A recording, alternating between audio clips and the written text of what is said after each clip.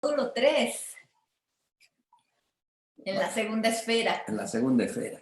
Y como hemos dejado de ser bebés, ya no somos deambuladores, podemos empezar a trabajar en la segunda esfera, que es la esfera que tiene que ver con el sistema nervioso, el sistema endocrino y el sistema inmunitario.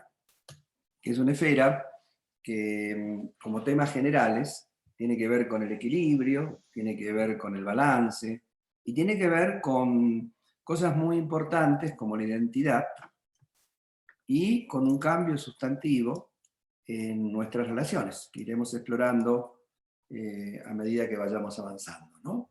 Pero primero vamos a tratar de plantear el tema ahí desde el cuerpo, ¿no? Para que después podamos pensarlo desde los lugares vinculares y costelares, ¿no?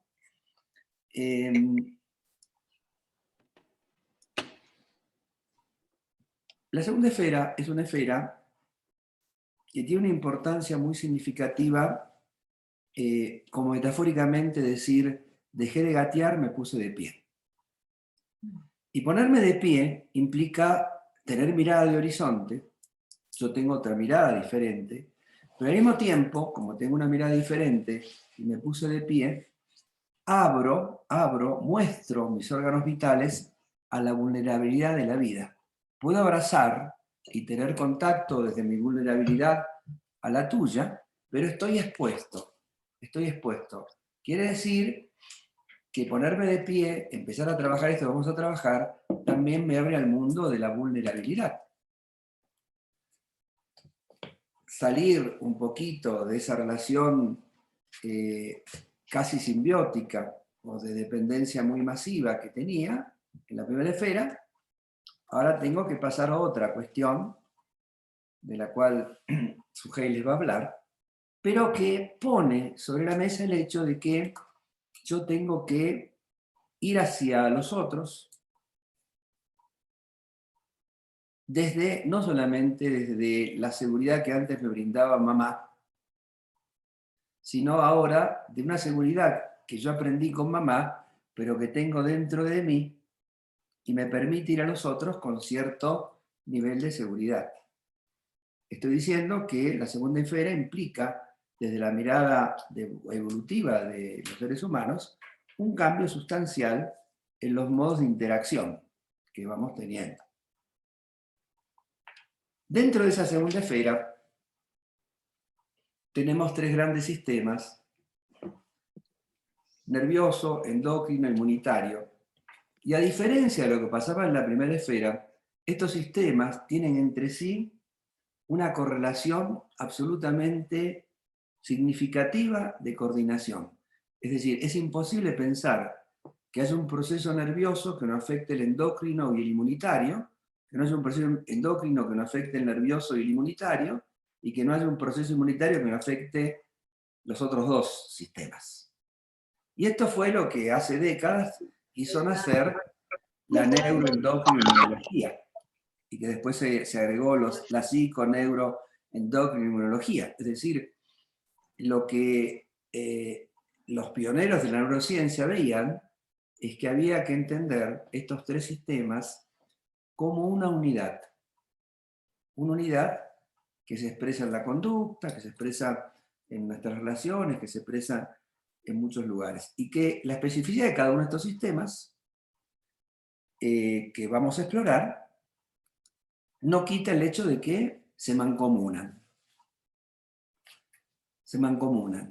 Y eso también nos habla de un paso evolutivo, es decir, hay una función más convergente, más estructural.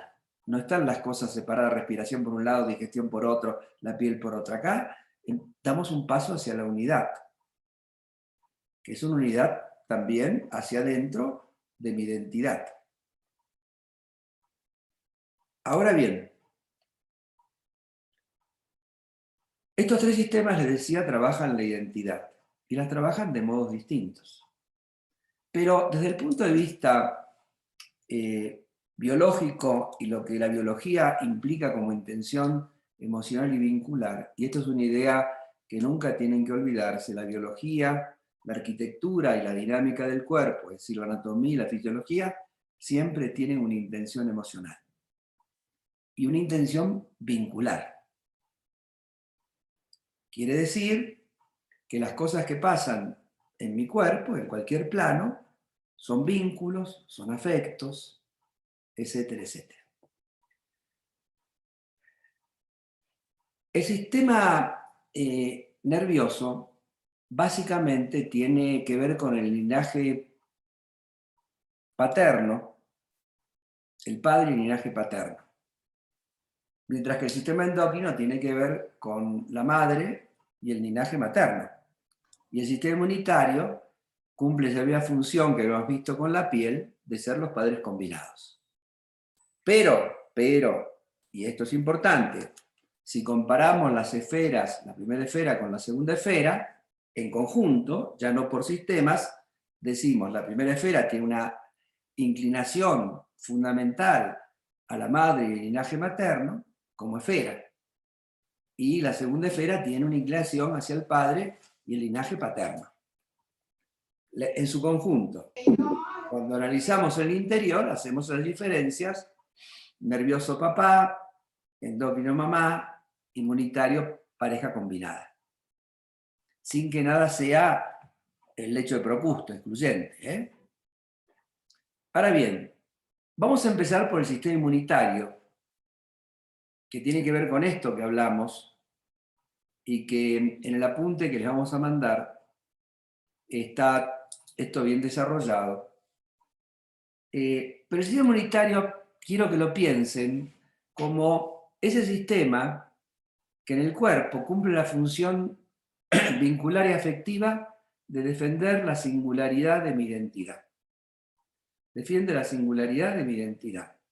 Quiere decir que como un tema general del sistema inmunitario es el hecho de que yo soy vulnerable o no, recuerda lo que hablamos de la vulnerabilidad, a las acciones del medio, las acciones de los otros, las acciones de los ancestros, porque el sistema inmunitario, tu sistema inmunitario, mi sistema inmunitario, el de Suhey, no solo se reduce a una estructura biológica, sino que se despliega, Freud llamaba en el psiquismo mecanismos de defensa, pero las defensas energéticas, es decir, el sistema inmunitario no solamente defiende en todos esos planos, sino, y esto es muy importante, es el responsable de fabricar los remedios que necesitamos en la vida. De todo tipo. Por ejemplo, supongamos que cualquiera de ustedes, no sé, Loreto, por ejemplo. El Loreto está triste porque tiene, Dios no lo quiera nunca, una pena de amor. Y entonces se acuerda, dice, ay, qué ganas tengo de ver, no sé, a Gabriela, a Claudia. Y sin saber, lo que está haciendo Loreto es que su sistema inmunitario le diga cuál es el remedio que necesita, que se llama Claudia. A veces necesitamos una barra de chocolate, a veces necesitamos un vaso de agua, un abrazo, es decir, el conjunto de entender que el sistema inmunitario no solamente defiende y limpia, sino que también fabrica los recursos que el cuerpo necesita como remedios para sanar sus males. Y este sistema inmunitario, del cual estoy hablando, tiene una parte fija y una parte móvil. La parte fija del sistema inmunitario es el timo, el vaso y los ganglios linfáticos. Y la parte móvil es todo el conjunto de linfocitos T, linfocitos B, macrófagos, micrófagos, y todo el conjunto de moléculas y sustancias que el sistema inmunitario fabrica para combatir los peligros internos y externos que acechan el organismo y acechan nuestra vida. Ahora bien, el timo, que es el comandante del sistema inmunitario, es un órgano, hay una gran discusión sobre esto, pero es un órgano que en cierto momento de nuestra niñez se atrofia. Y entonces, lo que hay que entender es que el timo, que es un órgano que tiene que ver con el malestar y el bienestar. Cuando me siento bien, cuando me siento mal, eso tiene que ver con el timo. Es un órgano que dice, yo me ocupé, cuando vos eras bebé, chico, de entrenar los recursos para que vos te defiendas. Ahora, yo me sacrifico para que vos te hagas responsable de tu propia defensa. Es decir, vincular emocionalmente el timo se atrofia para dar paso a que cada uno de nosotros se defienda por sí mismo.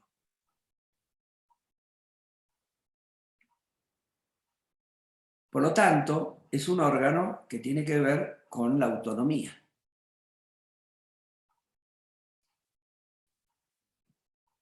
Y el darme cuenta que el bienestar y el malestar no depende de lo que pase en el afuera, sino que es algo que gestiono yo.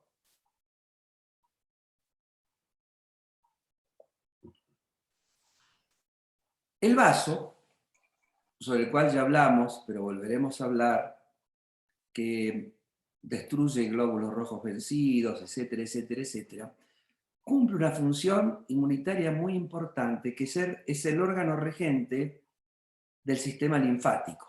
Y el sistema linfático es un sistema que, si bien lo vamos a ver en detalle cuando veamos la cuarta esfera, tiene que ver con sentimientos de impureza, suciedad, vergüenza, pecado, ignominia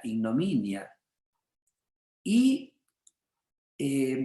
sensaciones de uniones que no debían ser. Como si hubiéramos saltado algunas prohibiciones.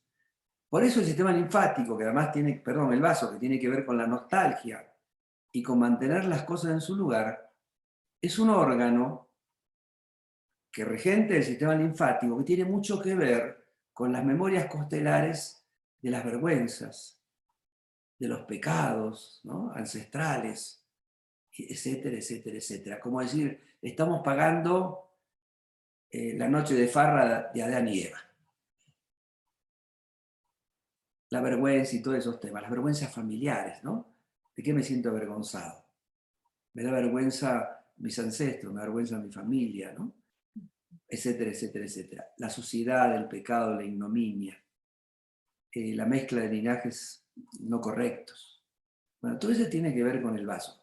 Pero hay estas dos cosas que le quiero plantear, de la nostalgia y de mantener las cosas en su lugar, es muy importante, porque ustedes quiero que piensen que la nostalgia no es solamente un querer recuperar algo que no está, con dolor, ¿no? Nostos, nostalgia, algia, dolor, nostos, lugar, ¿no? Sino que la nostalgia es la idealización de algo a la cual no se regresa. El verdadero nostalgioso no regresa al lugar que extraña porque quiere seguir manteniendo el ideal que tiene grabado en su interioridad sobre eso. Y eso también pasa con los ancestros. Pero además la nostalgia es una emoción muy importante en los momentos de transformación, o los momentos previos a una transformación significativa de nuestra vida. Cuando ustedes tengan una crisis de nostalgia, muchas veces está preanunciando un momento de iniciación, de transformación, de nuevos comienzos. Y mantener las cosas en su lugar, el vaso es en la familia, en el cuerpo, en la vida, el que cada uno esté en el lugar del damero que le corresponde.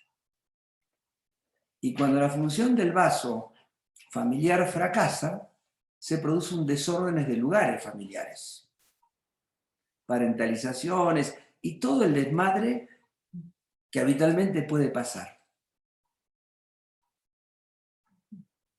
Y además cumple esta función inmunológica que les acabo de decir. Y los ganglios linfáticos son aquellos por donde circula la linfa, que hace toda una función de limpieza, de protección, de prevención, pero que también, como lo veremos más adelante, tiene que ver con los afectos familiares repudiados. Los afectos familiares, todos los sistemas circulatorios, linfático y circulatorio sanguíneo, tienen que ver con los lazos familiares. Pero en el caso del linfático son los lazos familiares repudiados, bajo todas las formas, justificadas o no, imaginarias o real, todo lo repudiado. Y las partes móviles del sistema inmunitario son los linfocitos, los macrófagos, micrófagos, todas estas cuestiones que les he mencionado. Pero acá vamos a introducir una llave que después más adelante la vamos a tomar después que Suhey les plantee esta visión vincular, que es muy importante. Que ese sistema inmunitario que todos tenemos, que la familia tiene, que no es solamente un ejército que está, las metáforas que se daban antes, ¿no? Preparado para la lucha, ¿no? Ese sistema linfático tiene tres grandes mecanismos de relación, que son el rechazo. El rechazo no es bueno ni es malo, el rechazo. Si yo como una comida corroída, es decir, en mal estado, y vomito, ese es un rechazo, pero es un rechazo que me protege.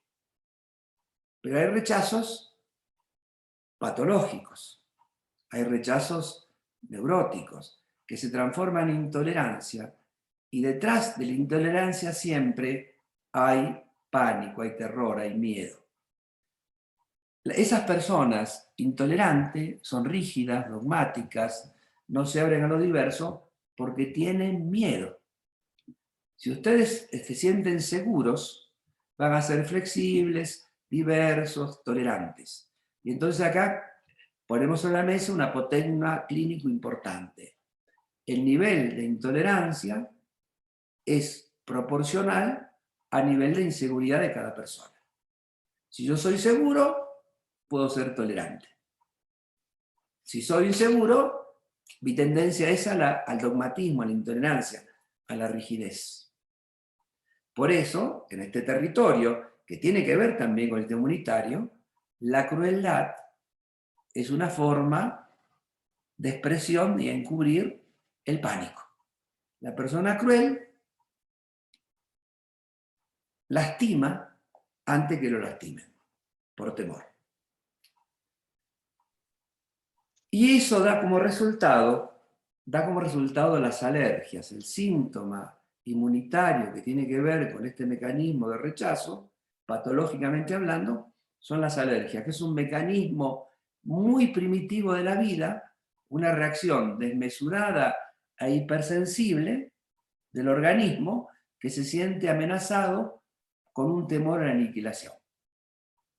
Básicamente las alergias pueden ser digestivas, tegumentarias, es decir, la piel,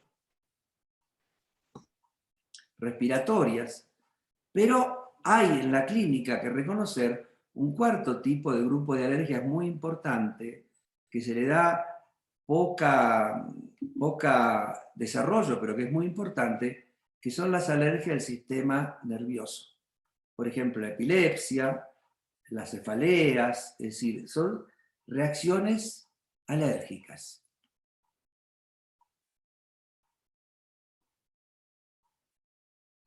Entonces, decimos en la alergia que lo que rechazo de mí lo pongo afuera en una causa alergénica, ¿no? Un objeto alergénico, y digo, es el polen, es el tal jabón tal, es las fresas, lo pongo en el exterior, pero todos los objetos alergénicos son simbólicos, representan a alguien, una situación, y tienen mucho que ver con las situaciones familiares del pasado.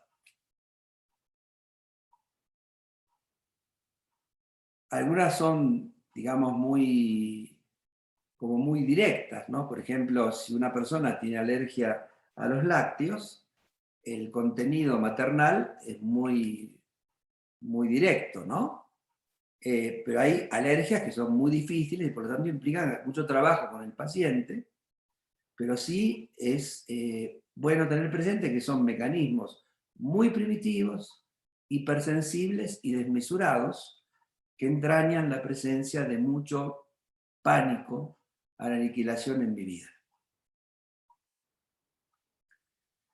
El segundo mecanismo es el mecanismo infeccioso. Vamos a ver, y más adelante lo profundizaremos, que hay vínculos alérgicos. Por ejemplo, la fobia, la evitación, son mecanismos alérgicos. Es decir, el fóbico es un alérgico psíquico y el alérgico es un fóbico inmunitario. Es lo mismo, es el mismo perro con distinto collar, pero es el mismo. Si tenés fobia y tenés alergia, es exactamente lo mismo. Es decir, entiendo que semiológicamente, pero la estructura es la misma.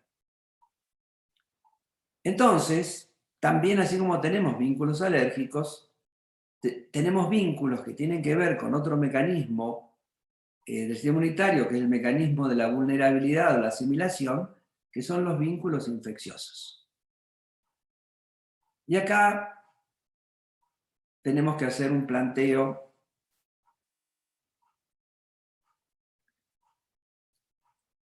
Las infecciones, contrariamente a lo que muchas veces se enseña, hoy la neurociencia las piensa en un lugar totalmente diferente, porque lo que la neurociencia está diciendo, la inmunología avanzada, está diciendo que todas las infecciones, independientemente de las lisis que puedan provocar, muchas veces ocupan una función reparatoria y de limpieza en el organismo. El problema es cómo está mi organismo para enfrentar el balance que hay, pero estamos llenos de bacterias, de virus, de hongos, de priones. Muy esquemáticamente, cuando uno tiene una virosis, una infección viral, nos encontramos ante una situación que más allá de las emociones comunes a todas las infecciones, depresión, dependencia, relaciones tormentosas, etc., es una situación que me obliga a crecer. Las infecciones son un desafío de crecimiento adaptativo de la vida, que pone a prueba la capacidad que yo tengo de defenderme por mí mismo. Por eso ocurre que no es que el virus aparece hoy. Los virus, en general todos los virus, ¿no? No un virus puntual. Estuvieron ayer, estuvieron antes de ayer, estuvieron hace 10 años. Pero ¿por qué hoy me afecta? Porque mi sistema inmunitario se inmunodeprimió. Y a lo que ayer mantenía un equilibrio o no le permitía que me lastimara, esa baja inmunitaria producto de una depresión o de estrés hace que el virus cobre fuerza y pueda dañar mi organismo. Yo quiero que imaginen por un minuto que imaginen que las células tienen una cerradura. Es una metáfora. Y que los virus son llaves que abren la cerradura y la contaminan. Y dice la neurociencia, lo que bloquea la cerradura para que el virus no pueda abrir, y uno cuando lee estas cosas o escucha estas cosas, dice, a ver, ¿cómo? Se queda sorprendido, son los vínculos seguros y los afectos. Es decir, si yo tengo en mi experiencia interior vínculos seguros y afectos constructivos, es como si de alguna manera tengo un blindaje mayor en mis células para impedir el contagio. Por eso en las epidemias hay gente que se contagia y gente que no se contagia. Entonces el gradiente de vulnerabilidad no tiene tanto que ver, no solo tiene que ver con la condición orgánica, tiene que ver con la condición vincular y afectiva que está detrás de la condición orgánica.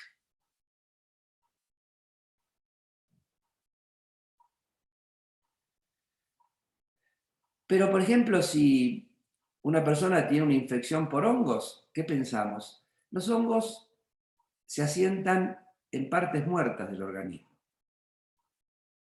¿Qué cosa muerta en mi vida yo tengo que enterrar? Dejar de seguir alimentando. Y así podríamos plantear, como vamos a hacerlo más adelante, con todos los tipos de infecciones, priones, parásitos, podemos plantear temas de este tipo, pero yo les pregunto, ¿nunca tuvieron una relación parasitaria, alguien que se les colgó?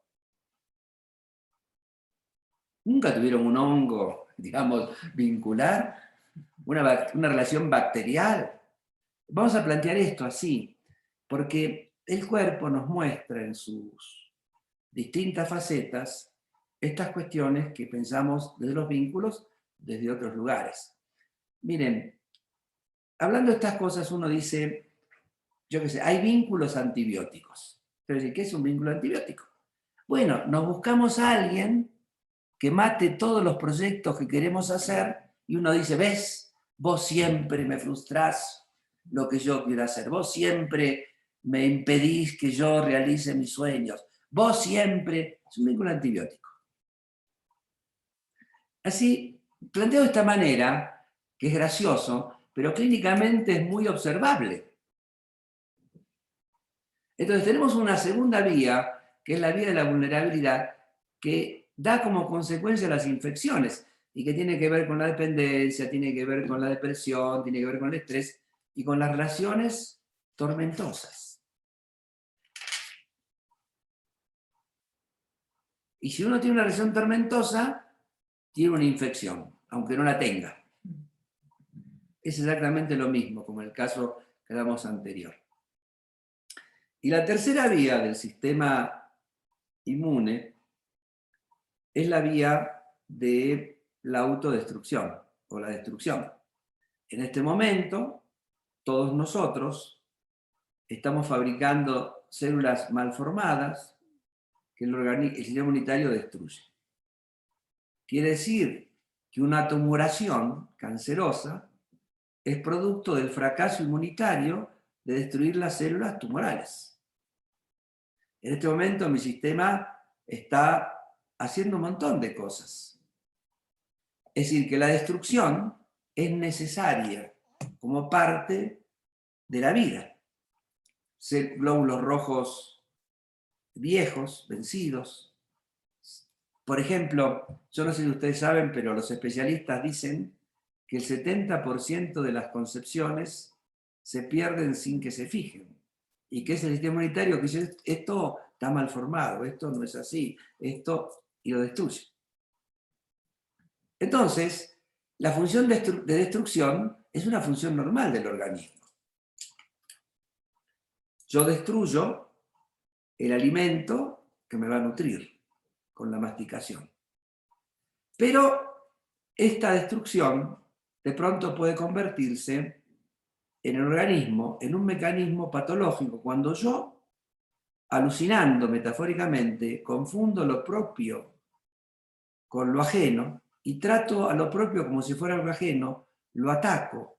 Y esto es lo que da lugar a las enfermedades autoinmunitarias, que en la lectura de la fonología corporal tiene mucho que ver con la expiación, con el remordimiento, con la mezcla o de linajes inapropiados, por ejemplo, matrimonios forzados, y cosas por el estilo, ¿no? Que exploraremos.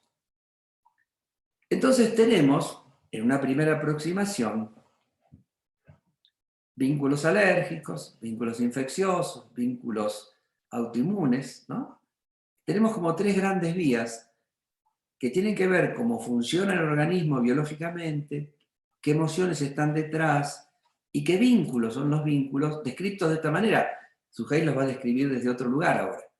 Pero la idea es entender que el sistema inmunitario lo que está intentando hacer es preservar que mi identidad se mantenga tal como es. Y no solamente mi identidad, sino la identidad de pertenencia familiar. Por eso, yo traigo una parte de mi sistema inmunitario cuando nazco, es el innato. Pero otra parte de mi sistema inmunitario es el adquirido, el que tiene que ver con las experiencias que yo viviendo. Y todos tenemos que preguntarnos, cuando uno tiene una debilidad autoinmune, ¿qué tipo de experiencia yo viví cuando era chico? Por ejemplo, una madre sobreprotectora genera un hijo con discapacidad autoinmunitaria, porque no le deja hacer las experiencias naturales que van a fortificar ese sistema. Por lo tanto, la fortaleza de mi sistema inmunitario no tiene que ver solamente, yo que sé, con una alimentación sana, que por supuesto es importante, con las cosas, digamos, materiales y biológicas. Tiene que ver con una historia vincular que viene desde antes del nacimiento y después del nacimiento, primeros años de vida, con una historia ancestral, porque yo traigo también los aprendizajes de mi linaje, pero también tiene que ver con el gradiente de polaridad inmunitaria de mis padres, que cuanto más polares eran, más fuerza yo voy a tener por la diversidad que voy a anclar. Es decir, hay una serie de factores, más allá de lo biológico, experienciales, familiares y personales, vinculares, que son muy, pero muy, pero muy, pero muy importantes de considerar. Por lo tanto, de lo general, la defensa o la preservación de la singularidad de mi identidad personal y familiar, con todo lo que esto implica, pertenencia, por ejemplo, ¿no? Exclusión, supongo, ¿no?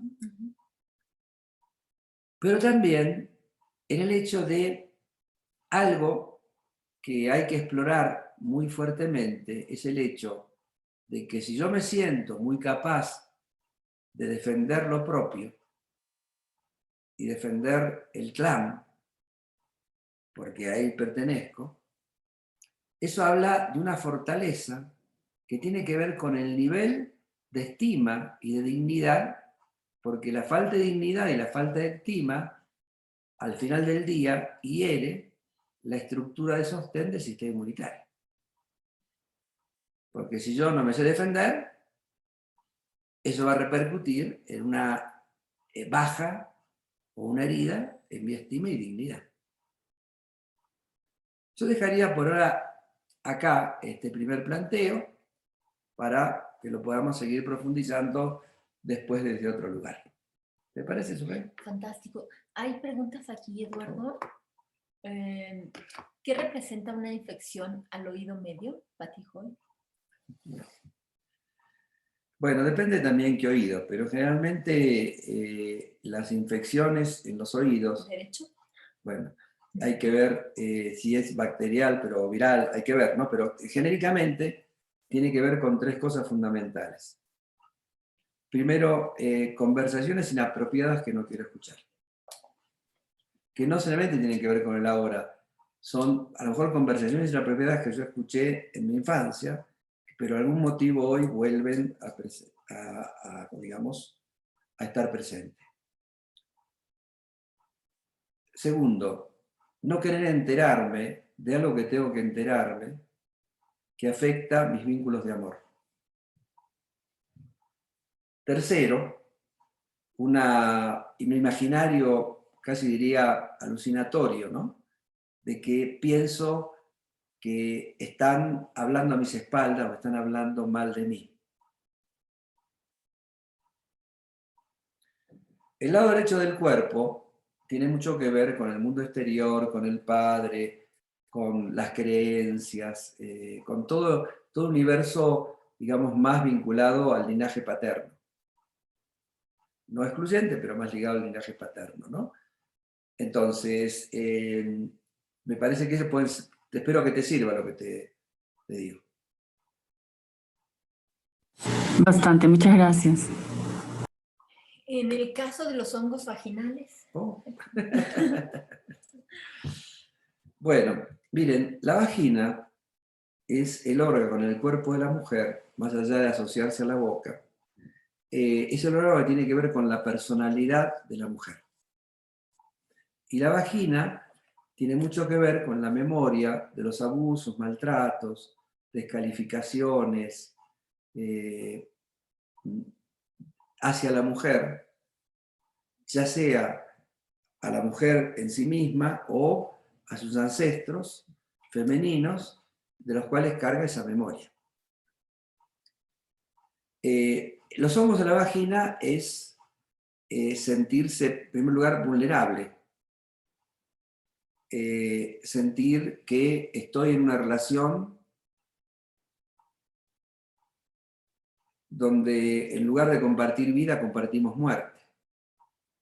Es decir, una relación destructiva. O una relación que me conecta con cosas que yo rechazo de mí, que siento como impuras, que siento como inadecuadas, que siento como feas, como sucias. También los hongos en la vagina pueden estar implicando, depende de qué condiciones, rechazo al varón. Es vivir al varón como abusivo, ¿no? No a Pedro, sino a cualquier varón. Es decir, cargarle el San Benito a todos los varones de una situación abusiva que se vivió y que entonces contamina cualquier relación con el varón. Entonces, los hongos generan picazón, y la picazón es el rascarse, metafóricamente así, es quiero saber algo, pero que no me animo a saber, pero quiero enterarme de algo. Y ese algo habitualmente son secretos de abusos sexuales en las generaciones no muy lejos, abuelos o a la madre, ¿no? Cosas por el estilo. Bueno, les comparto lo que sé, ¿no? Seguramente hay más cosas. Fantástico. Eduardo, ¿por qué confundimos lo propio de lo ajeno en caso de las enfermedades autoinmunes? Porque las enfermedades autoinmunes, el mecanismo biológico es que el sistema inmunitario ataca al propio organismo, destruye al organismo, a una parte de mí. Entonces, es como que trata esa parte de mí, la que sea, la trata como si fuera un enemigo, como si fuera algo ajeno. Porque el sistema inmunitario, que tiene mucho que ver con los vínculos de selectividad, es muy selectivo, dice, todo lo que es semejante a mí lo acepto, todo lo que es diferente no, o lo voy a pensar. En todo caso, cuando no me queda más remedio. Entonces, cuando el organismo se ataca a sí mismo, eso es lo que genera la enfermedad autoinmune. Que hay muchas enfermedades autoinmunes, ¿no? Muchísimas. Cada vez se reconoce más la participación de la autoinmunidad en la enfermedad. Ahora, no lo dije, lo digo ahora, pero si tenemos accidentes, el accidente es, cualquier accidente es un equivalente conductual de una patología autoinmune. Esas personas que tienen accidentes reiterados son experiencias tanatológicas, tienen una autoinmunidad conductual. Entonces, siempre para hacer estas relaciones de que aparece en el vínculo, aparece en el afecto, aparece en el cuerpo, ¿no? Entonces hay que estar atento, porque eso es exactamente lo mismo. Es decir, bueno, no es lo mismo en el sentido semiológico, pero sí es lo mismo en el sentido de estructura conductual. Buenísimo. Veo que Muchas algunos- gracias. Sí. Acá hay otra. Las infecciones urinarias están propias en adultos mayores. Bueno, más allá de esta cuestión de edad, que tiene que ver, hay dos procesos, ¿no? Que es ancianizarse y envejecer. El envejecimiento es un deterioro. En cambio, la ancianización es mantener el nivel de creatividad, el nivel de deseo, el nivel de entusiasmo, las ganas por vivir. Vieron que hay personas que se jubilan y parece que se jubilaran de la vida. Se acabó su existencia. Eso es la vejez, ¿no? Entonces hay personas que dicen, ay, no, digo, ¿y su sexualidad? Me dice, no, pero doctor, yo tengo 70 años y ya, ¿no? Uno se queda ahí como sorprendido, ¿no? O yo me quedo como sorprendido. Es decir, personas que renuncian a vivir la vida. Eso produce la vejez.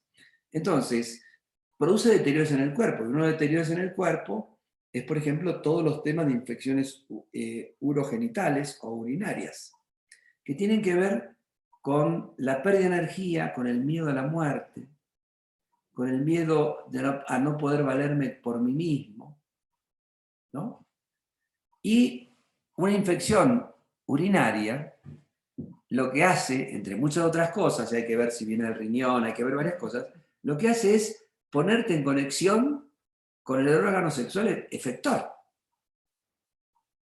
Yo que sé, en el varón tiene en el glande sensaciones de bloqueo, de irritación, de picazón. Es como si dijera, mira, eso todavía sigue existiendo. Al punto que te pica. ¿Me siguen esto? Entonces, las infecciones urogenitales o urinarias tienen que ver con pérdida de poder, pérdida de energía, pérdida de deseo de vivir, y es un recordatorio del organismo, o un recordatorio a la persona, de que tenés que hacer algo por seguir viviendo, por seguir viviendo. Es decir, no te resignes al abandono, la esclerosis y el deterioro. Entonces, tiene mucho que ver con eso, ¿no? Como planteo general. Cuando volvamos al aparato excretor, vamos a hablar del aparato excretor intestinal y urinario, y ahí vamos a volver sobre estas cosas. Acá hay otra más. Eduardo, no sé si me adelanto mucho en el orden de las clases, de la clase, pero estas enfermedades autoinmunes, artritis reumatoide, lupus, celiaquía, esclerosis múltiple, diabetes tipo 1, ¿se agrupan como un todo o cada una se debe analizar por separado? No, cada patología tiene su propio mapa personal, pero siempre hay que ir de lo general a lo particular. Es decir, este paciente tiene una patología autoinmune, esto es lo general, y empezar a bajar. Pero ahí donde se asienta la enfermedad es importante como significación. Pero si ustedes conocen el patrón general de la autoinmunidad, eso ya es una ayuda fundamental en el trabajo clínico, muy fundamental. Después iremos bajando, pero ya tener esa visión global, que siempre es buena, ya ayuda significativamente. Igual hablaremos de esto más adelante. Y la última, ¿qué pasa con el VIH? Bueno, el VIH, hay que revisar la cuestión, porque hay un gran debate si se trata de una infección o se trata de una autoinmunidad que se presenta bajo la forma infecciosa. Hay toda una discusión con respecto a esto, ¿no? Pero básicamente el VIH tiene que ver con la imposición, la limitación en los vínculos de amor. Es un tema vinculado con el amor. Tiene mucho que ver con la exclusión. La persona que es portadora, generalmente la facilitación tiene que ver con una memoria familiar de exclusión. No disponibilidad para el amor, abusos sexuales, indiscriminación, ¿no? Hay muchas cosas, ¿no? En muchas personas es fruto de la indiscriminación. Propia o ancestral, ¿no? Haber tenido un vínculo ambiguo o desorganizado. Pero hay dos o tres cositas con el VIH muy, muy importantes, ¿no? Una es el aislamiento, que se vincula con la exclusión. Hoy no es tan tremendo, pero cuando empezó este tema, en la década del 90, el pavor, ¿no? era tremendo y la exclusión era manifiesta, ¿no? Entonces, esos son los temas, el tema del amor, el tema de la exclusión, que para mí son los dos temas centrales del VIH. Buenísimo. Wow. Pues vamos a pasar entonces A lo bueno. Ay, Eduardo, Claro, bueno. todo lo que has dicho Estoy está esperando lo espectacular. bueno. No. Todo lo que has dicho es maravilloso, bueno, para mí. Me encanta cuando me planteaste la segunda esfera, cuando nos reunimos para la clase, para preparar la clase, me gustó mucho este planteamiento de este movimiento de la segunda esfera va hacia la autonomía. Pero resulta que no es tan fácil ir a la autonomía como quisiéramos o como se piensa, porque la heteronomía tiene que ver con seguir todas las reglas y leyes, tanto familiares, sociales, y justamente pertenecemos a un sistema familiar que tiene unas leyes sistémicas y que nos va a llevar a una repetición mientras no haya conciencia, pensamiento crítico y autonomía. Entonces, déjenme moverla por aquí un momentito.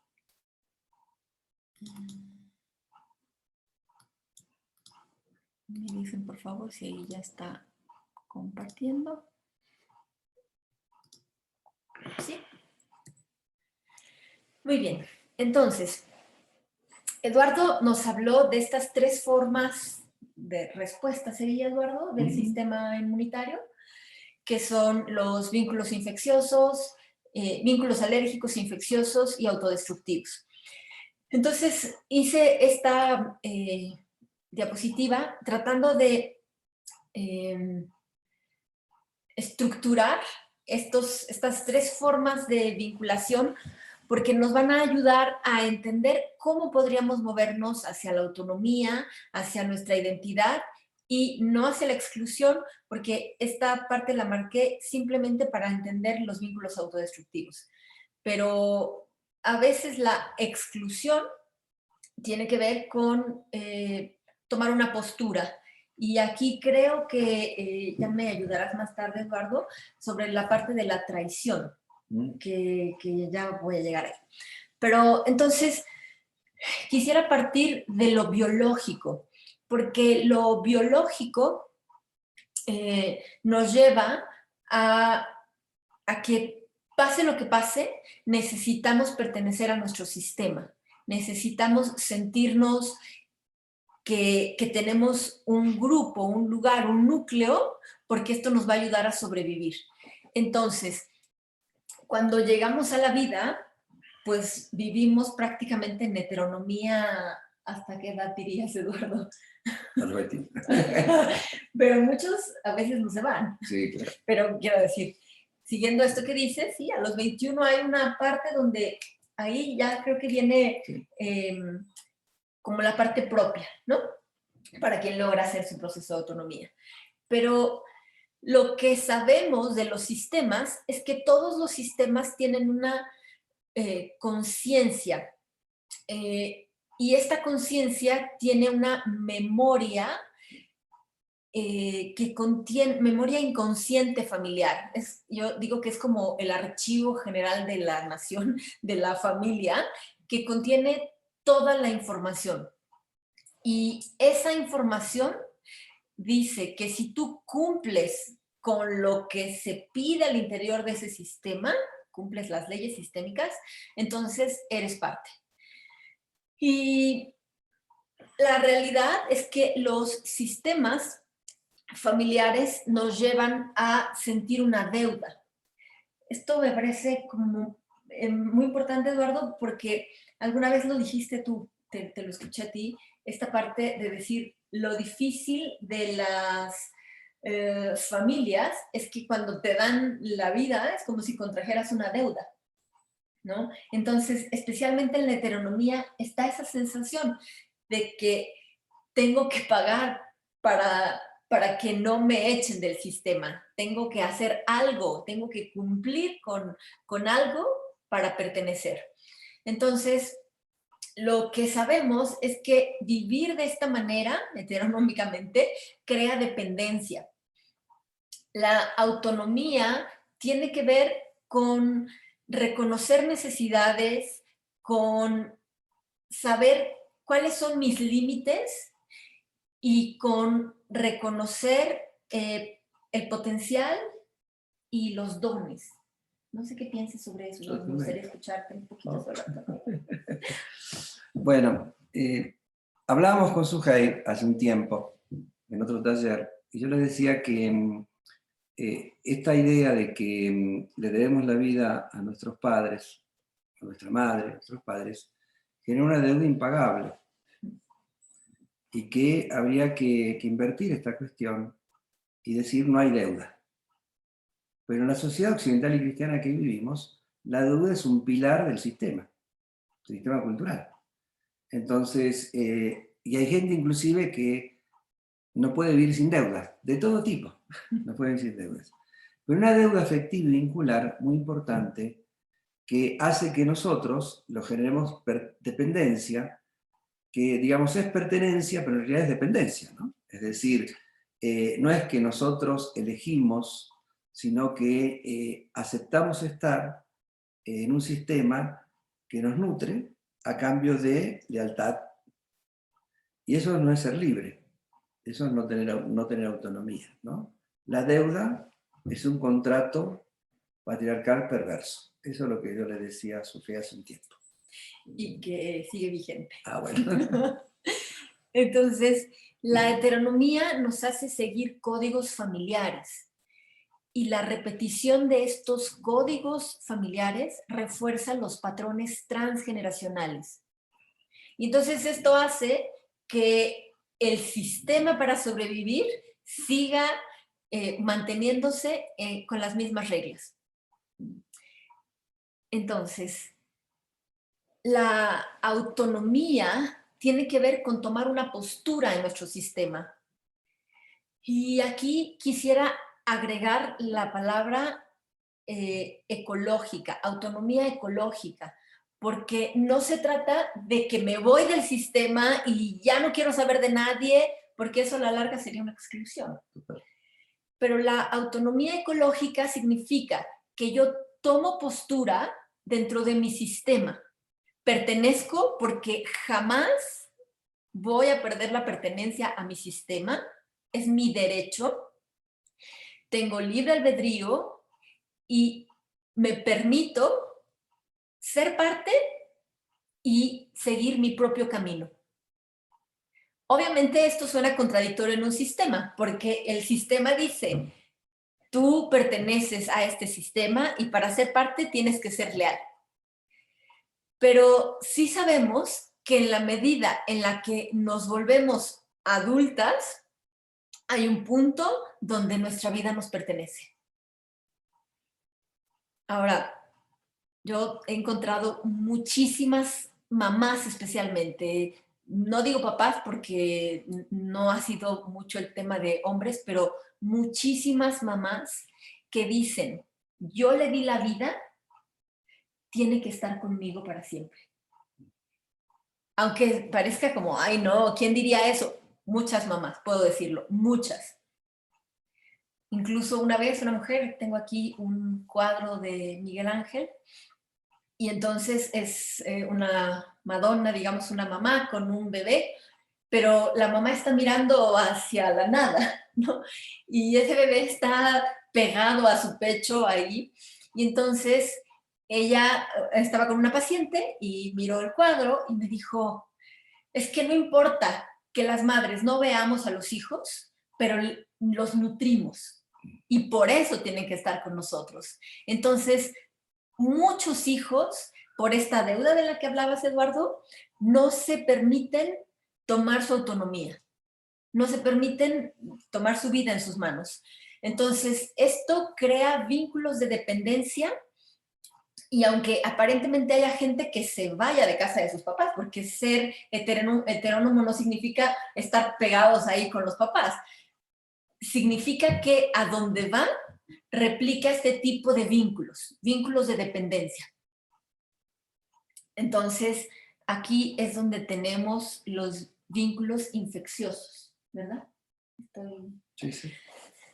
Entonces, decía antes, la heteronomía nos lleva a seguir códigos familiares. Y los códigos familiares se vuelven leyes sistémicas. La lealtad, ya lo hemos visto en algún otro momento, viene de la palabra ley. Si yo cumplo la ley, estoy siendo leal. Entonces, cada familia tiene sus reglas, sus leyes, y es muy difícil que un miembro del sistema se oponga a todo el sistema, porque además sabemos que el sistema en sí mismo no va a permitir que haya un cambio.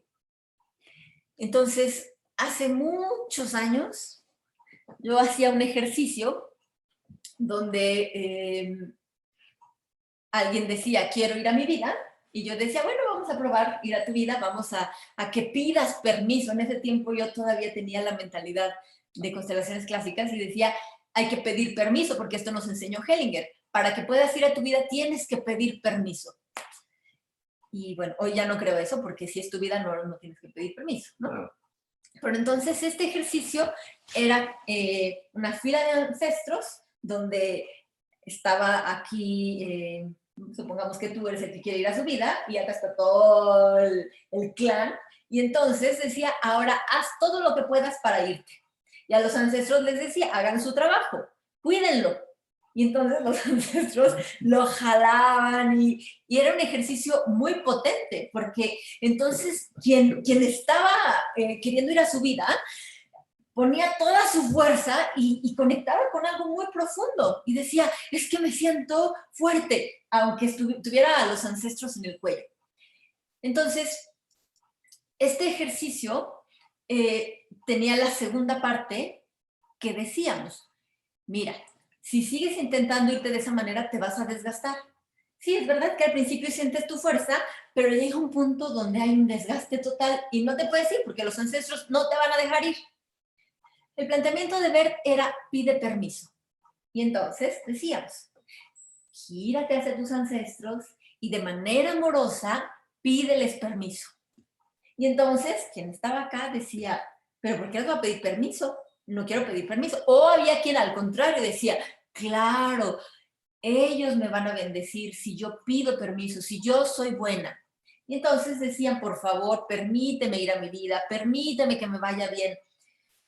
Y entonces los ancestros que estaban detrás, generalmente en ese ejercicio, siempre decían, vete con mi bendición, yo siempre voy a estar contigo. No creo que eso sea, más bien, creo que eso era verdadero.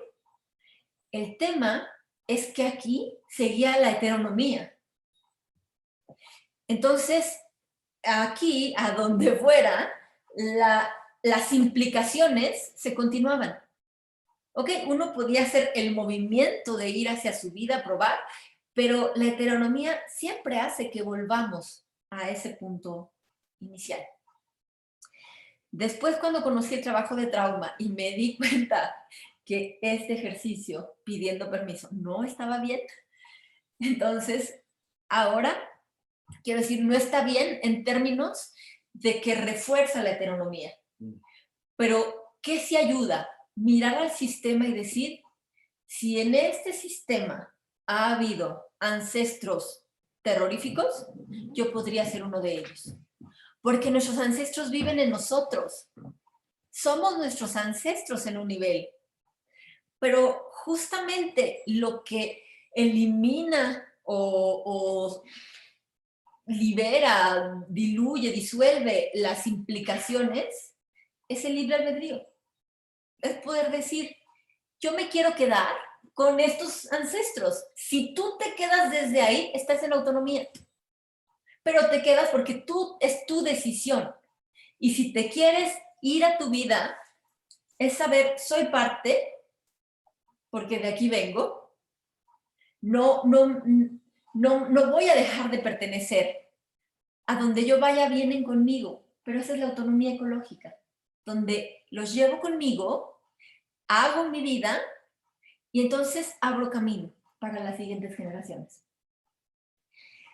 Entonces, la lealtad nos llevaba a este punto donde muchas veces en este mismo ejercicio, cuando les decía, pídeles permiso, había gente que se ponía a llorar y decía, no puedo pedirles permiso, no puedo dejarlos, no puedo irme a mi vida.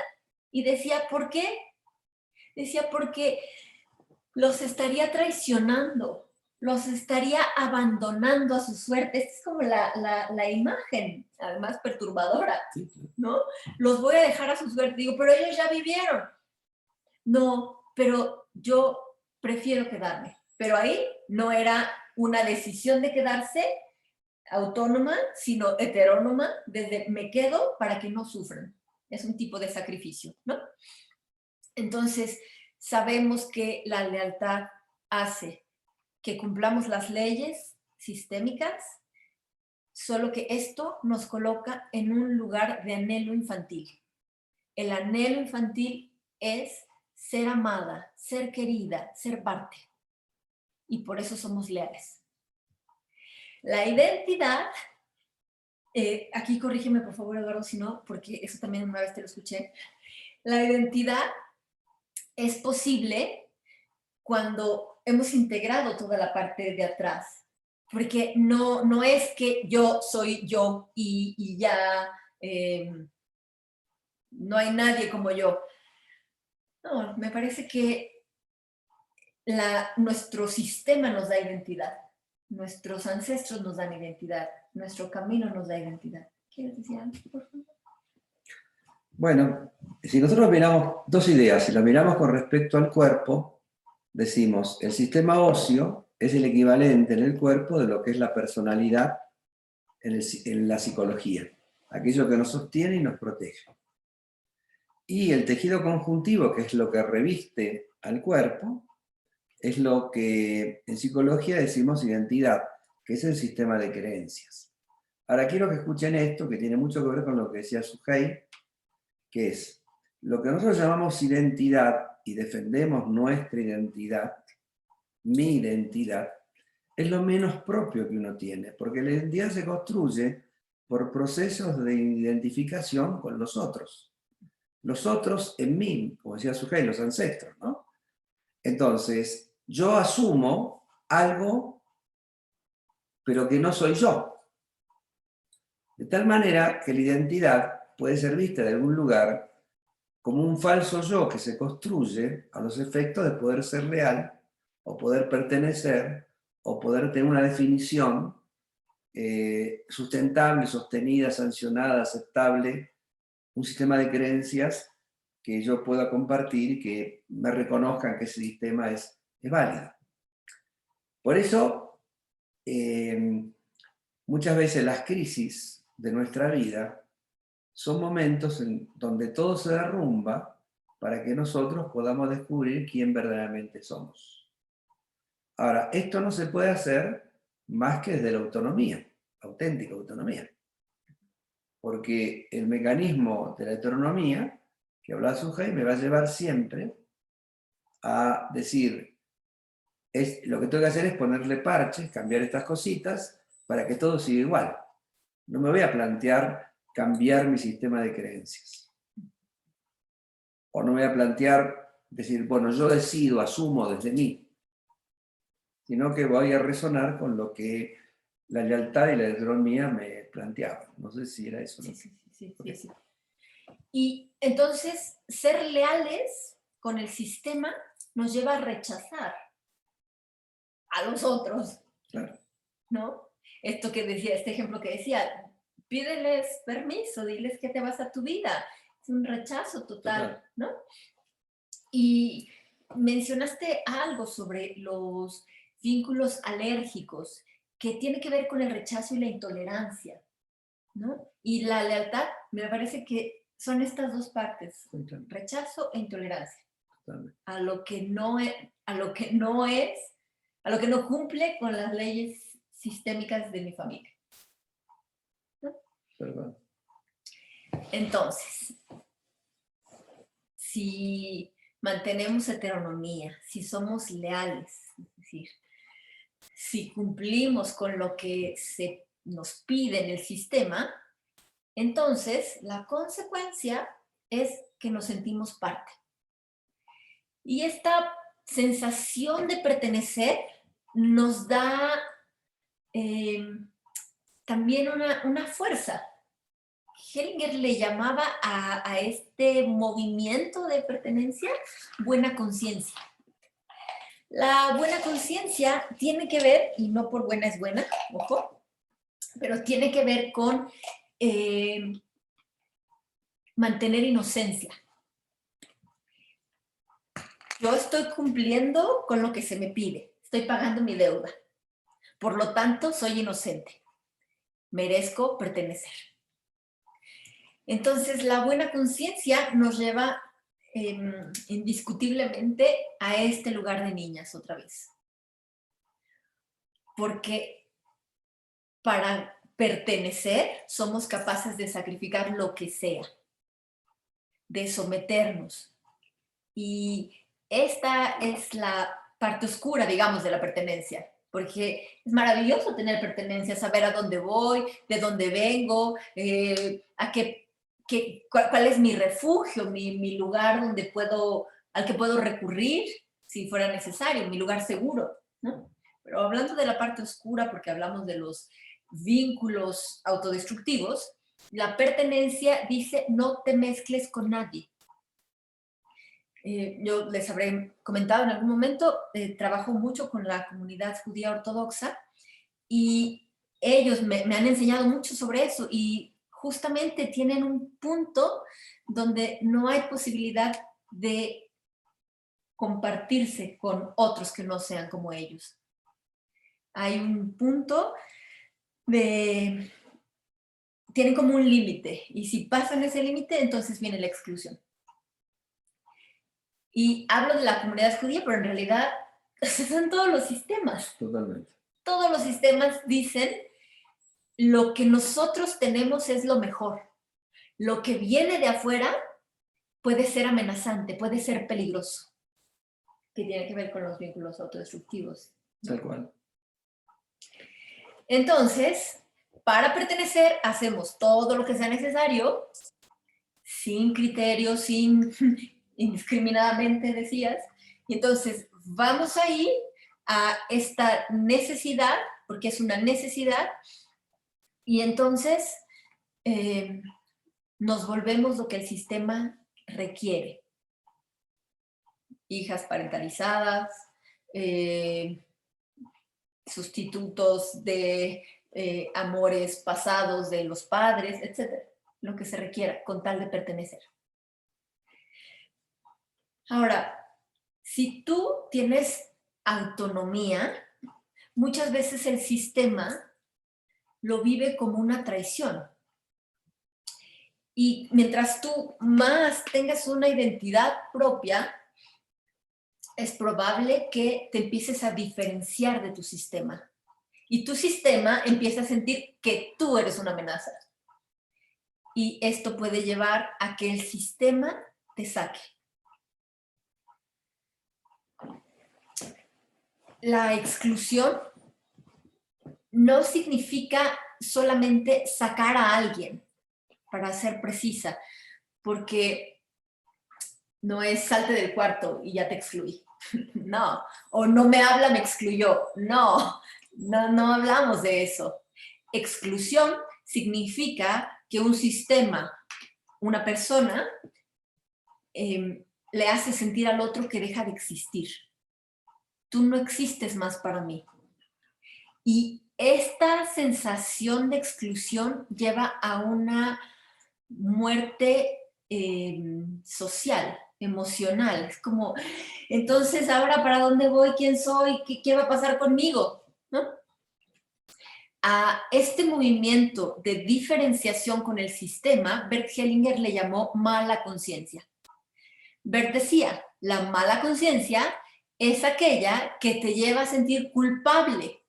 Hoy no quisiera usar esa palabra. Pero bueno, porque me parece que regresamos a la deuda.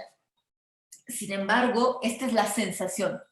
La gente siente que traiciona y se siente culpable. Entonces, muchas veces no se puede resistir la exclusión, no se puede resistir la culpa, perdón, y entonces la gente Otra vez vuelve al círculo. La heteronomía, lealtad, pertenencia. ¿No? Entonces, si tienes pertenencia, no puedes tener incompatibilidad. Y aquí tenemos los vínculos autodestructivos, todas las enfermedades autoinmunes. ¿No? ¿Quieres decir algo? Está muy bueno este cuadro. ¿Quieres agregar algo a esto? No, está bien. Entonces, regresando al tema de la traición, porque este es un tema de los excluidos, o sea, la sensación de traicionar o de ser traicionado también, ¿no? Entonces, cada vez que hablamos de esto, yo te lo repito, Eduardo, porque me encantó este escrito que me mandaste sobre la traición, ¿no? De a quién traicionamos. Y lo que sabemos es que traicionar a los de atrás nos vuelve autónomos. Traicionar a los de adelante significa que nos mantenemos heterónomos. ¿Por qué? Porque si traicionas a los de adelante, siendo leal con los de atrás, todo se va a repetir. No hay posibilidad de cambio. Tal cual. Vientos. Entonces... A ver, dijiste traicionar a los de atrás nos vuelve autónomos y traicionar a los de adelante nos vuelve ¿qué? Significa que nos quedamos heterónomos, cumpliendo las reglas del sistema. Traicionar a los de atrás, porque en el escrito que Eduardo me mandó decía, sí o sí vamos a traicionar a alguien. O sea, ya, como para que asumamos la postura, ¿no? Y si traicionas a los de atrás, significa que tomas una postura. No significa que juzgues lo que hicieron. Significa que no estás de acuerdo, que no aplica para la vida que tú quieres. Pero se requiere tener pensamiento crítico, donde tú puedas discernir, esto no es lo que yo quiero para mi vida, esta no es la forma adecuada, esta forma daña, etc. Cuando tú puedes cuestionar, y aquí pongo esta palabra porque Bert nos decía, no hay que cuestionar a los padres, no hay que cuestionar al sistema, pero si en tu sistema hubo un violador, es como decir, bueno, sí es parte, eso no está en discusión, pero no es que tienes que estar de acuerdo con lo que hizo. Tú puedes tomar una postura y decir, eso no lo quiero para mi vida, ¿no? Entonces, si traicionas a los de atrás, te vuelves autónoma. Tomas postura, te vuelves adulta. Hace unos días hablaba con César sobre volvernos adultos. Y le decía, creo que lo más rudo, corrígeme por favor, lo más rudo de ser adulto es dejar morir a los padres. No significa desearles la muerte, no significa, es decir, está bien. Sigue en su camino y yo sigo el mío. ¿Tú qué dices? Sí, hay muchas cosas interesantes las que está diciendo Sujei, que tienen que ver con esta dinámica que en el sistema inmunitario es muy importante, ¿no? La primera idea es pensar que, digamos, lo que está detrás, que muchas veces el vínculo materno, es el hecho de que fuera del vínculo materno estamos a la intemperie, estamos sin protección. Mamá es como la representante, el significante basal del sistema. Entonces, si estamos a la intemperie de mamá, estamos a la intemperie del sistema, ¿no? Si está a la intemperie, estamos desválidos, estamos abandonados, estamos carentes, ¿no? No pertenecemos, no tenemos lugar, ¿no? Eso, yo puedo decir, bueno, a mí me excluyen, estoy en la intemperie, puedo construir. Veremos, ¿no? Puedo construir, ¿no? Pero lo cierto es que llega un momento en la vida en la cual si uno sigue siendo leal a los ancestros, repite lo que los ancestros hicieron, lo que está diciendo Sujei. Violaron, mataron, abusaron, traicionaron. Es decir, hago lo mismo que hicieron mis ancestros. Y lo que hago como consecuencia es condenar la posibilidad de una buena vida de mis descendientes. Entonces, ¿a quién tengo que ser leal? ¿A mis hijos y a mis nietos o a mis padres y mis abuelos? Entonces, yo planteo, uno tiene que ser leal con los que nos siguen, no de donde venimos, sino con aquellos que nosotros tenemos, entre comillas, el compromiso de hacerles un espacio mejor que el que recibimos. No repetir, ¿no? No repetir. Entonces, muchas veces uno lo que ve, trabajando con una perspectiva psicosomática en las enfermedades autoinmunes, es justamente esta cuestión.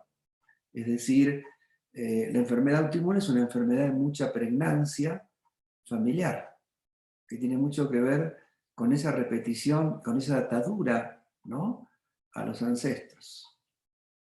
Digamos, casi diría, no apostar por los que nos siguen, sino seguir dependiendo, seguir en la autonomía de los que venimos. Y eso me parece un tema medular del sistema inmunitario, ¿no? Porque tiene que ver con esa identidad que tenemos que defender o no. Y una última idea.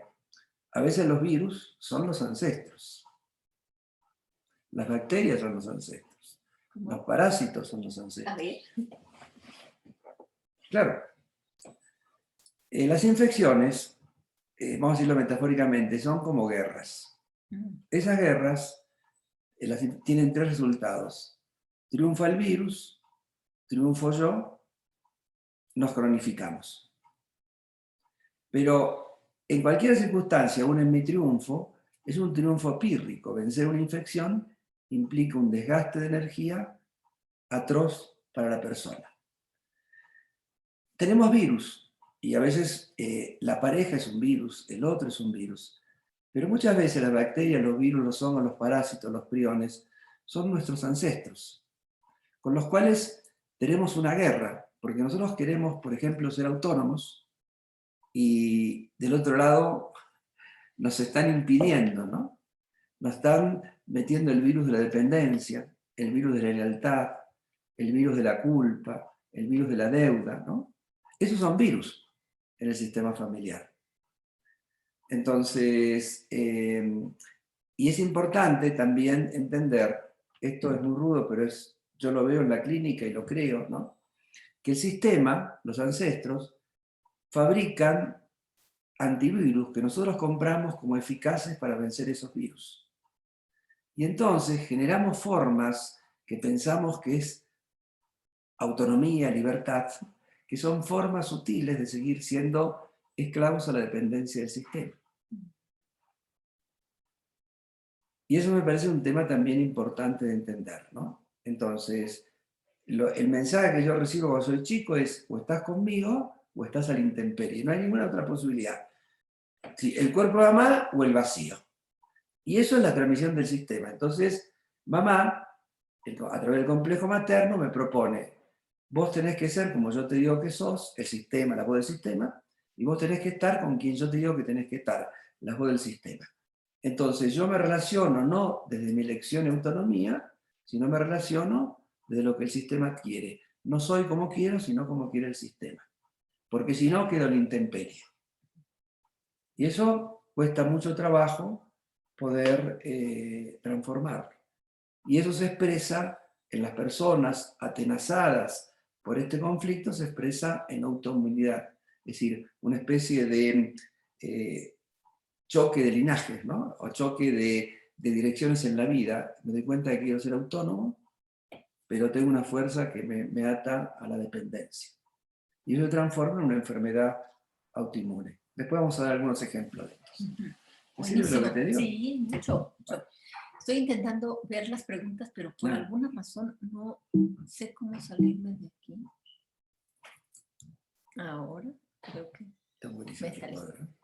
Buenísimo. Está bueno. Que... Después si me puedes compartir. Sí. Vamos, aquí hay unas preguntitas. Dice, ¿el irse se considera traición en este caso? Sí. Muchísimas veces, justamente cuando los hijos se van, y si tienes padres victimizados, La traición en rojo, claramente, sí. Heteronomía versus autonomía. Para dar el paso de un punto al otro, además de la autonomía ecológica, es necesario que surja el pensamiento crítico. El pensamiento crítico se forma justo en un contexto seguro. Solo podemos tener pensamiento crítico, me parece, cuando somos vistos, cuando somos escuchados, cuando alguien tiene interés hacia nosotros, entonces ahí podemos desarrollar el pensamiento crítico. Eso es lo que diría. ¿Tú qué dices sobre el pensamiento crítico? No, está bien. Es absolutamente pilar de la autonomía. Sin pensamiento crítico no hay autonomía. Eso sería también traicionarse a sí misma. ¿Cuál sería la definición de traición en este caso? ¿Hay Eduardo tú?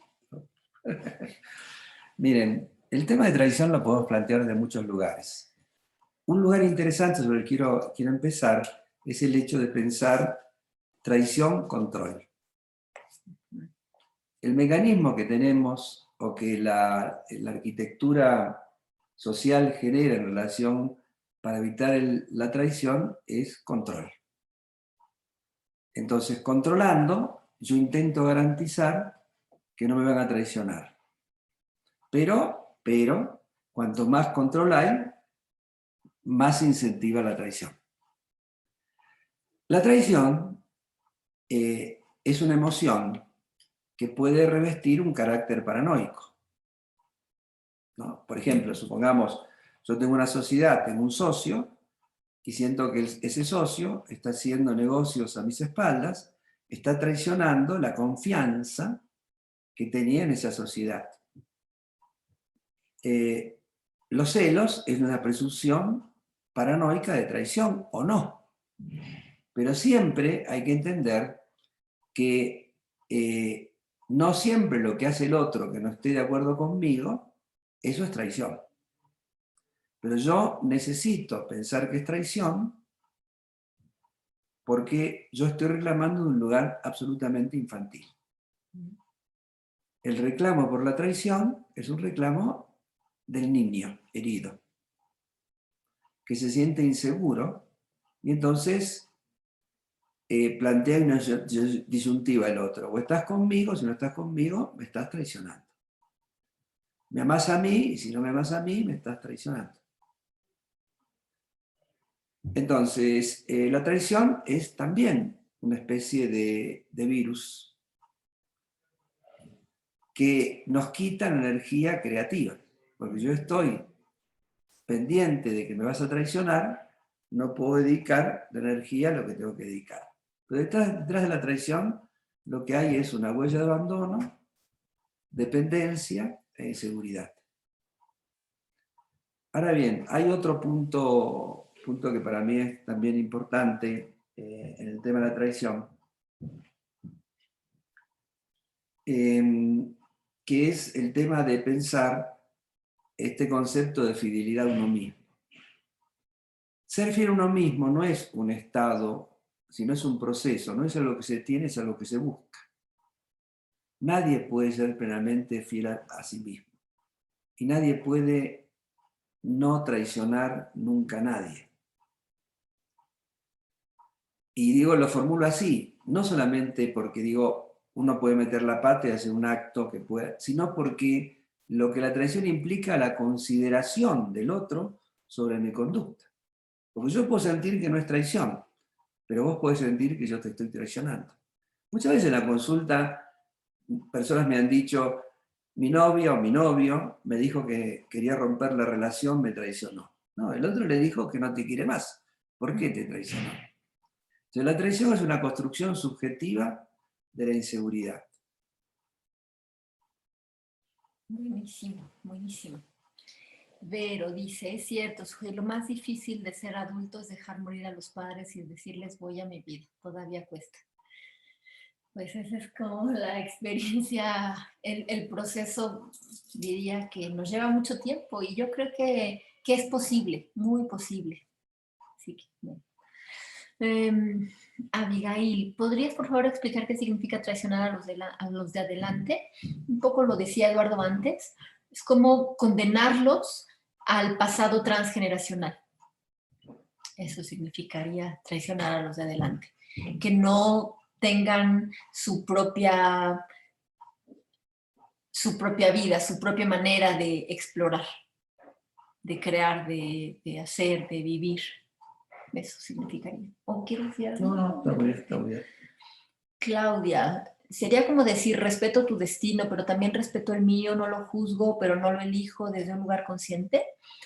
Sí, sería como decir, yo soy yo, tú eres tú, y nosotros tenemos un vínculo. Esto creo que, bueno, para mí sería lo más importante hoy, porque esto deja libre al otro, me deja libre a mí, pero mantenemos la relación por encima de todo. Eso sería para mí la autonomía ecológica. Respetar el destino de los otros significa eso, mirar, tú eres tú.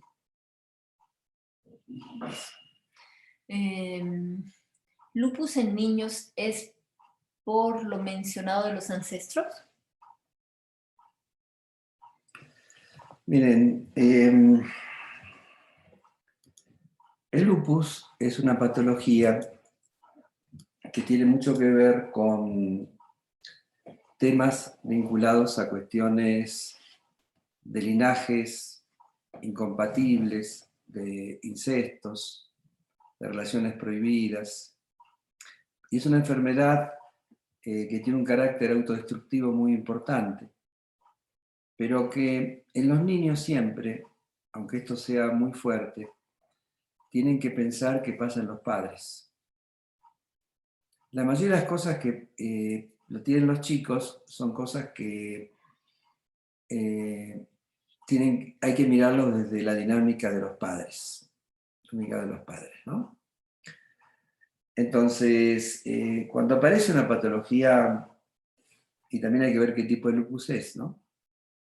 De ese tipo, en un niño, está implicando una cuestión de importancia significativa en digamos, en lo que pasa entre los padres. Yo no sé cómo se ven constelaciones, pero en fonología corporal, el lupus es mirada con en niños, muchos sentimientos inconscientes hostiles entre los padres, como si de alguna manera uno de ellos o los dos sintieran que esa relación o ese hijo les robó la autonomía y la independencia.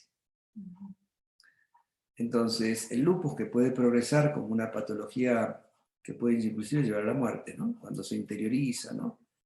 Tiene mucho que ver con eso, es decir, la sensación de que el matrimonio, la maternidad, la paternidad, lo que sea, me robó mi autonomía, mi independencia, me tuve que hacer responsable de algo que no quiero hacerme responsable. Y el chico lo dramatiza en ese síntoma.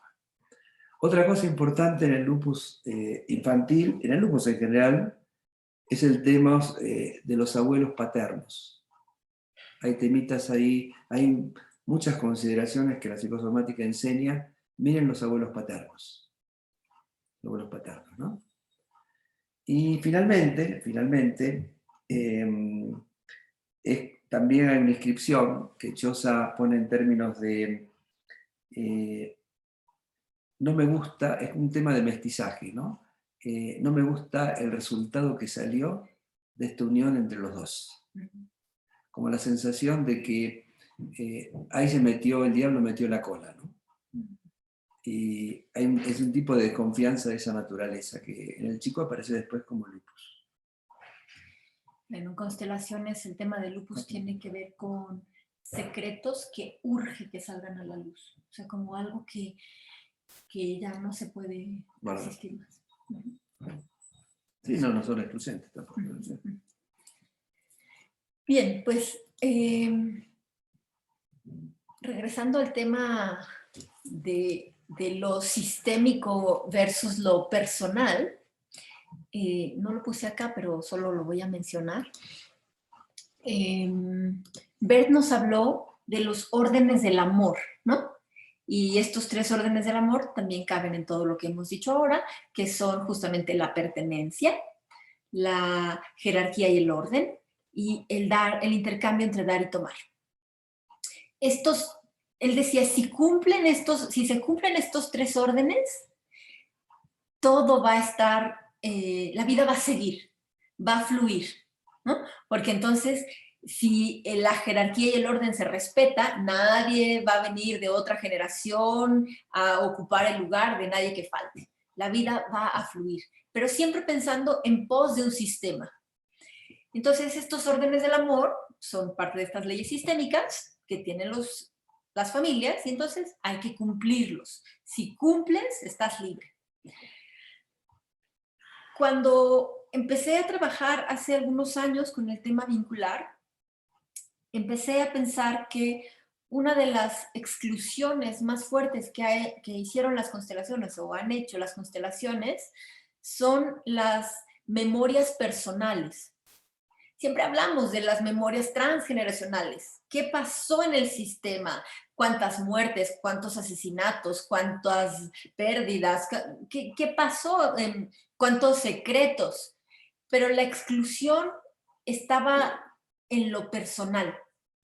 Se miraba el hecho como parte de un sistema, que lo es, porque si le pasa algo, por ejemplo, esto que decías de los niños, o sea, hay que mirar en los padres, porque ellos están evidenciando la consecuencia.